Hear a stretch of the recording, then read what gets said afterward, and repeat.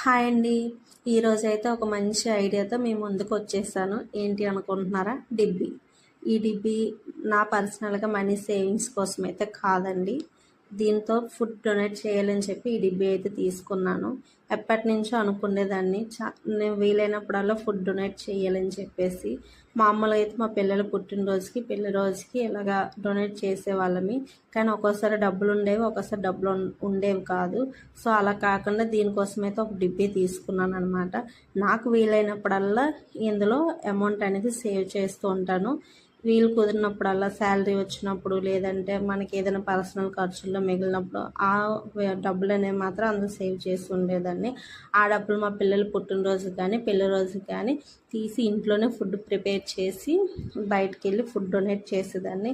ఆ ఒక్క మూమెంట్ చాలండి, మనం హ్యాపీగా, చాలా హ్యాపీగా బర్త్డే రోజు, పుట్టినరోజు నాడు మనం ఎన్నో చేస్తూ ఉంటాం చుట్టాలతో బయట. కానీ ఒక ఇద్దరు ముగ్గురు పొట్ట నింపే ఆనందం ఉంటుంది కదా, అది మనం పోయే వరకు కూడా అది మర్చిపోవన్నమాట. ఆ మెమొరీ ఎంత బాగుంటుంది.